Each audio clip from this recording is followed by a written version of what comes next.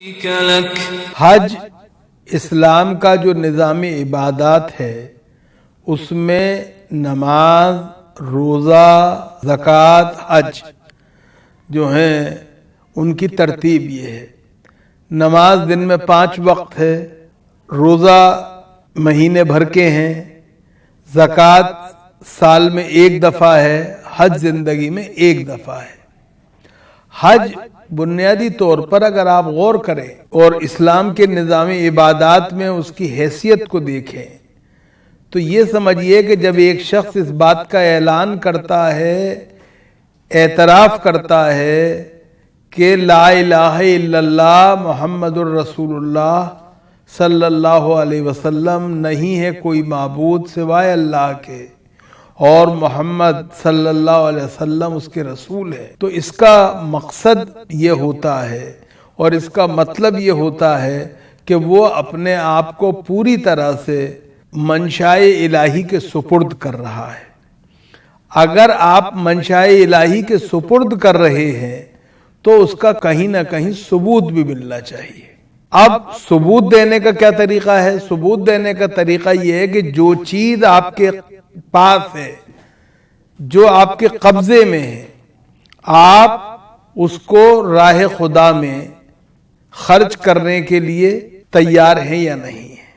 آپ کے پاس وقت ہے، نماز میں آپ وقت دیتے ہیں دن میں 5 دفعہ، آپ کے پاس پیسہ ہے، زکوٰۃ میں آپ اللہ رب العزت کی خوشنودی کے لیے زکوٰۃ دیتے ہیں، آپ کے پاس توانائی ہے، انرجی ہے، آپ روزے کے اندر بھوک اور پیاس کی اور جو نفسانی خواہشات ہیں، ان کی لذات ہیں، ان سے اپنے آپ کو علیحدہ رکھ کے ایک طرح سے انرجی اور توانائی جو ہے وہ راہ خدا میں خرچ کرتے ہیں۔ اور پھر اسی طرح آپ کے اپنے پیارے ہیں، راج دلارے ہیں، آنکھوں کے تارے ہیں، وہ ہیں جو آپ کے خون کا حصہ ہیں، جنہیں اپنی نظروں سے آپ زیادہ دیر تک اوجھل بھی نہیں رہنے دیتے۔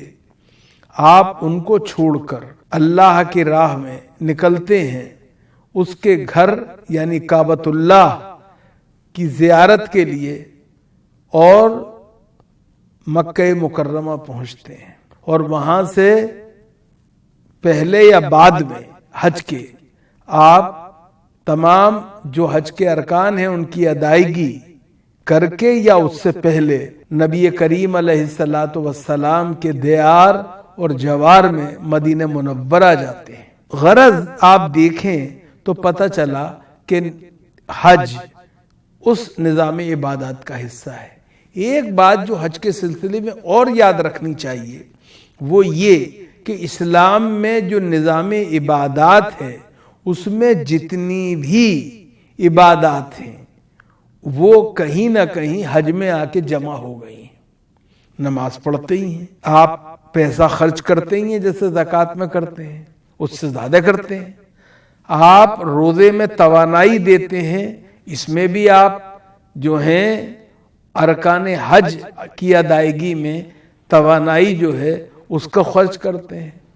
غرض حج کے اندر تمام عبادات ایک دفعہ جمع ہو گئی ہیں۔ دوسری بات جو ہے وہ یہ ہے کہ حج کے کئی پہلو ہیں۔ ایک پہلو جو ہے وہ روحانی ہے، خدائے بزرگ و برتر سے آپ کا رشتہ اور آپ کا تعلق کیا ہو، اس کا مظہر ہے، اور اس کا سب سے بہتر مثال جو ہے وہ ہمیں ملتی ہے اس واقعے میں جو کہ سید الطائفہ جنید بغدادی سے منسوب ہے۔ ایک شخص ان کے پاس بہت دنوں بعد آیا، آپ نے پوچھا کہ بھائی اب تک کہاں تھے، نظر نہیں آئے؟ کہا جی میں حج کرنے گیا تھا۔ ان کا ماشاءاللہ ماشاءاللہ، حج کرائے؟ ان کا جی کرائے۔ انہوں نے کہا کہ جب تم نے حج کا ارادہ کیا تھا تو کیا تم نے یہ نیت کی تھی کہ آج سے تم دنیا سے منہ موڑ کر اللہ رب العزت کی طرف رخ کر رہے ہو؟ کہا میں نے ایسی تو نیت نہیں کی۔ کہا جب تم نے اپنے سلے ہوئے کپڑے اتار کر احرام باندھا تھا تو کیا تم نے یہ سوچا تھا کہ دنیاوی عیش و عشرت کے لبادے کو اتار کر منشائے الہی کے جامے کو زیب تن کر رہے ہو؟ کہا میں نے ایسا بھی نہیں کیا۔ کہا جب تم کعبۃ اللہ میں گئے تھے اور تم نے اس کا طواف کیا تھا تو تم نے کیا سوچا تھا کہ آج سے زندگی میں اٹھنے والا ہر قدم جو ہے وہ منشائے الہی کے مطابق ہوگا اور اس کی مرضی اور اس کی شخصیت ہی تمہارے لیے محور اور مرکز ہوگی؟ ان کا ایسا بھی نہیں سوچا۔ کہا جب تم نے صحیح کی تو کیا تم نے سوچا تھا کہ آج سے زندگی میں اٹھنے والا ہر قدم صرف اللہ کی راہ میں ہوگا؟ کہا میں نے یہ بھی نہیں سوچا۔ کہا جب تم نے جانور کو ذبح کیا تھا تو کیا تم نے یہ سوچا تھا کہ تم اپنی نفسانی خواہشات کو خوشنودی الہی کے لیے قربان کر رہے ہو؟ کہا ایسا بھی نہیں کیا۔ کہا جب تم رمی کر رہے تھے یعنی شیطانوں کو کنکریاں مار رہے تھے تو کیا تم نے سوچا تھا کہ تمہارے دل میں جو وسوسے ہیں، جو تمہارے دل کے اندر نفرت و عناد ہے، بغض ہے، اس کو ایک طرح سے تم ختم کر رہے ہو؟ کہا میں نے ایسے بھی نہیں سوچا۔ سید الطائفہ جنید بغدادی نے اس شخص سے کہا میرے بھائی تم نے کہاں حج کیا؟ اگلے سال پھر جانا اور اس طرح حج کرنا۔ تو اس بات کو بھی پیش نظر رکھنا چاہیے۔ ایک بات جو لوگ حج پہ گئے ہیں، جانے کا ارادہ رکھتے ہیں اور خواہش کرتے ہیں، انہیں ایک بات پر اور شکر بجا لانا چاہیے، فخر کرنا چاہیے، اور وہ یہ کہ دیکھیے اللہ کے گھر وہی جاتا ہے جسے اللہ بلاتا ہے۔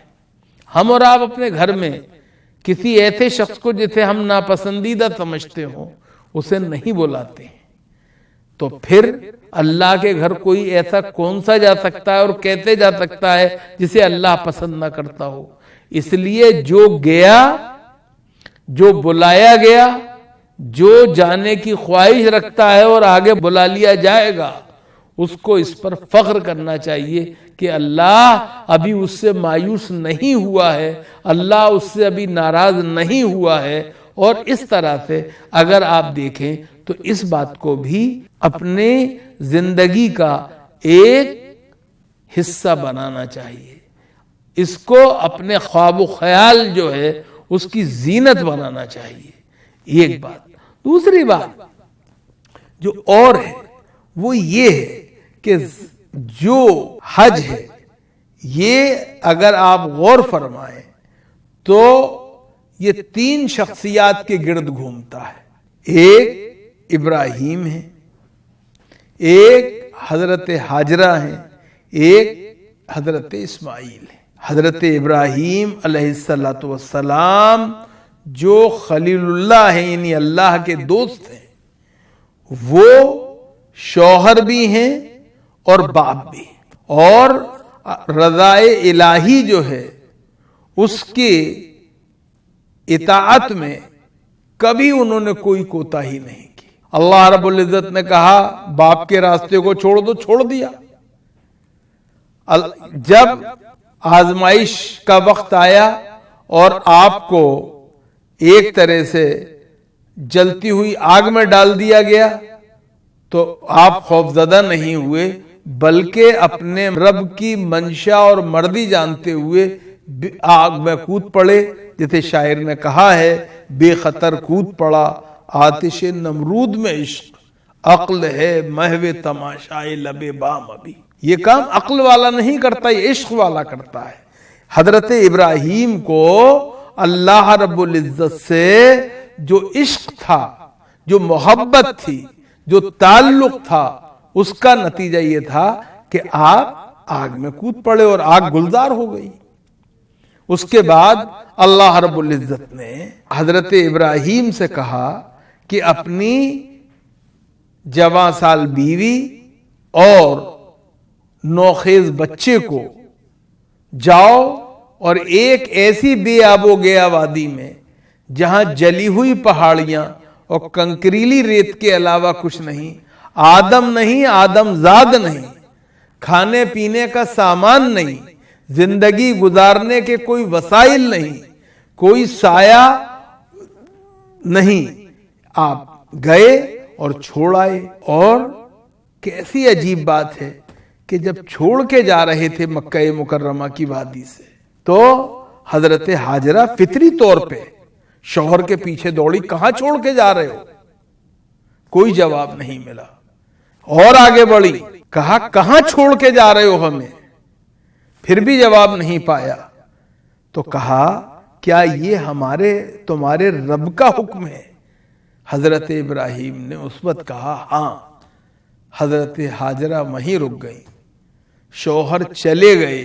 کیوں کہ ہاجرہ نے سوچا کہ اگر میرے رب کا یہ حکم ہے تو وہی ہمارا محافظ، ہمارا مددگار اور مسبب الاسباب ہے، ہماری اعانت وہی کرنے والا ہے، ہماری حفاظت وہی کرنے والا ہے، اور کوئی وہ نہیں۔ یہ ہے استقامت، یہ ہے استقلال، یہ ہے خدا پہ بھروسہ۔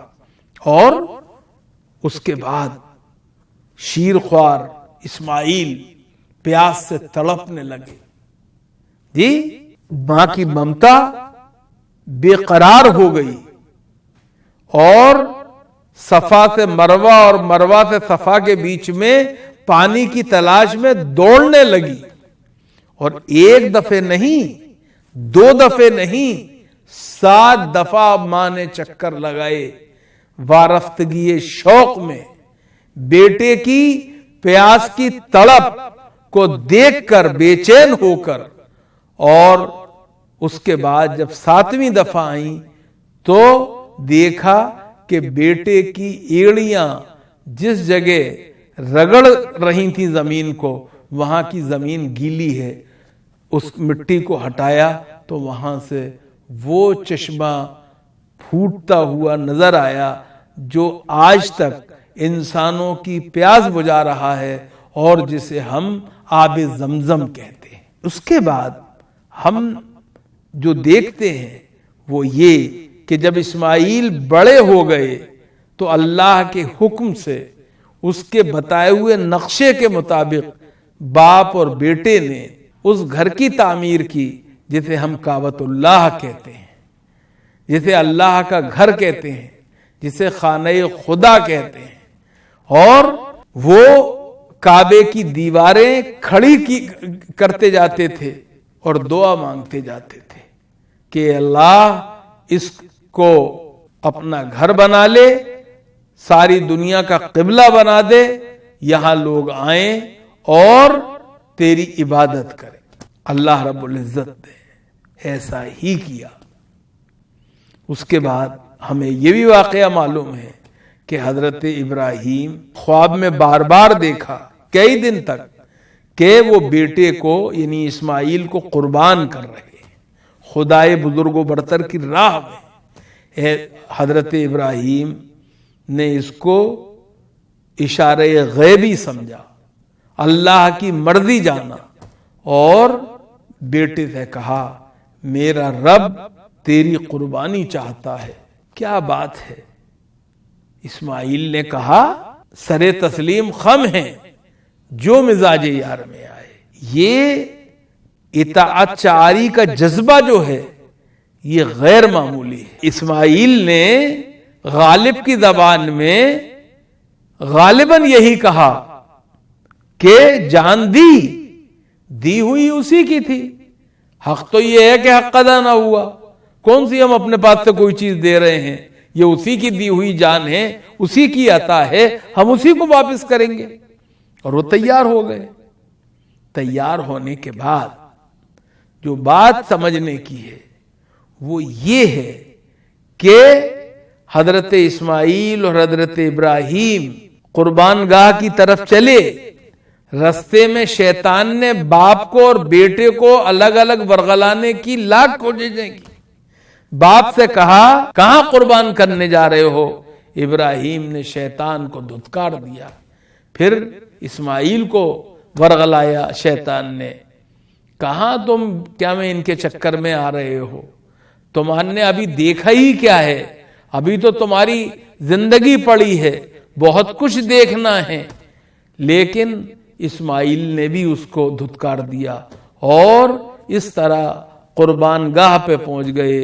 اللہ کو اسماعیل کی قربانی نہیں چاہیے تھی، بلکہ باپ بیٹے کی رضا الہی اور اطاعت الہی کی ایک شکل دیکھنی تھی، ایک امتحان سے گزارنا تھا جس میں وہ کامیاب ہو گئے، اور ابراہیم ایثار اور اسماعیل کی اطاعت غیر معمولی چیز بن گئی۔ بقول شاعر وہ فیضان نظر تھا یا کہ مکتب کی کرامت تھی کہ سکھلائی اسماعیل کو کس نے آداب فرزند دی۔ حضرت اسماعیل اور حضرت ابراہیم کی اس وطاع شعری اور ایثار کو دیکھ کر اللہ رب العزت خوش ہوا، اسماعیل کی جگہ جانور بھیج دیا جس کی قربانی ہوئی اور جس کی اتباع اور پیروی کرتے ہوئے صرف حج میں نہیں بلکہ ذی الحج کے مہینے میں عید الاضحیٰ کے موقع پر ساری دنیا میں صاحب نصاب قربانی کرتے ہیں، اور اس قربانی کے اندر بھی ایک پہلو یہ رکھا گیا اور بتایا گیا، اور قرآن میں اللہ نے کہا ہمارے پاس تمہارے جانوروں کی قربانی کا خون، ہڈیاں اور گوشت نہیں آتے بلکہ نیت کی نیکی آتی ہے۔ تو حج کو اس اعتبار سے بھی دیکھنا چاہیے۔ اس کے علاوہ یہ جو بات ہے سمجھنے کی کہ باپ کیسا ہونا چاہیے، بیٹا کیسا ہونا چاہیے، شوہر کیسا ہونا چاہیے اور بیوی کیسے ہونی چاہیے، یہ ہمیں حج میں دیکھنے کو ملتا ہے۔ ایک اور چیز جو بہت اہم ہے وہ بھی ہمیں سمجھنی چاہیے۔ حج بنیادی طور پہ ایثار، اطاعت، قربانی، رضا الہی کو حاصل کرنے کی انتھک کوشش کا نام ہے، اور سادگی کا پیکر بن جانا یہ حج کا سب سے بڑا پیغام ہے۔ وہ لوگ جو دنیا میں متمول ہیں، صاحب ثروت ہیں، دولت مند ہیں، ہر طرح کا عیش اور آرام، بہترین حریر و دیبا کے لباس کے بدن پہ ہیں، جو بہترین زندگی گزارنے کے عادی ہیں، جب وہ حج کو جاتے ہیں تو حالت احرام میں 2 بلا سلے ہوئے کپڑوں کو پہن کر رہتے ہیں، اور وہ تمام حریر و دیبا کے لباس، وہ تمام بیش قیمت لباس جو ہیں وہ سب علیحدہ ہو جاتے ہیں۔ اتنا ہی نہیں ہوتا بلکہ جب حج کر لیتے ہیں تو پھر سر کے بال منڈواتے ہیں۔ سر کے بال ہم سب جانتے ہیں انسان کے یہاں تزئین، انسان کے یہاں حسن اور خوبصورتی کا معیار مانے جاتے ہیں، لیکن دنیا کی تاریخ میں یہ بھی ایک عجیب بات ہے کہ وہ لوگ جو غلام ہوتے تھے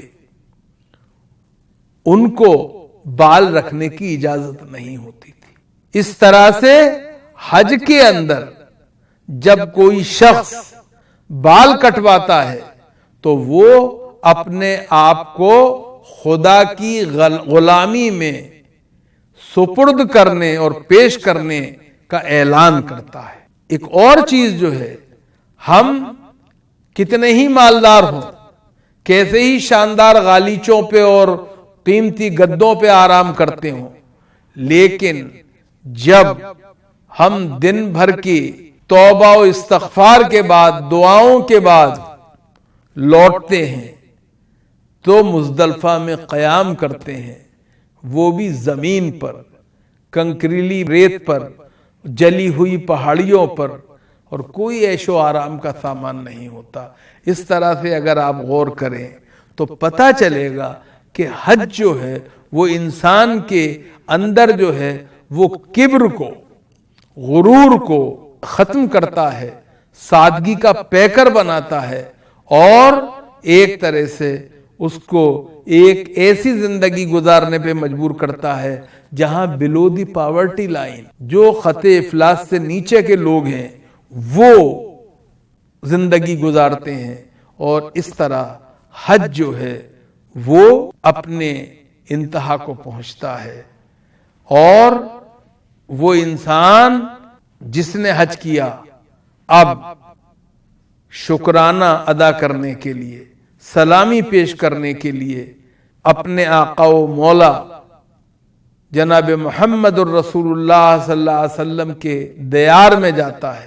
اور کیوں جاتا ہے؟ اس لیے کہ یہ جناب محمد الرسول اللہ صلی اللہ علیہ وسلم کی عطا اور فیضان تھا، جس کی وجہ سے اس نے توحید باری تعالیٰ کو پہچانا، اس نے اسلام کو جانا، اس نے کلمہ طیبہ کو مول منتر سمجھا، اور اس کے بعد اس کے حصے میں وہ نظام اور وہ اسلام آیا جس میں بقول اقبال یہ ایک سجدہ جسے تو گراں سمجھتا ہے، ہزار سجدوں سے دیتا ہے آدمی کو نجات.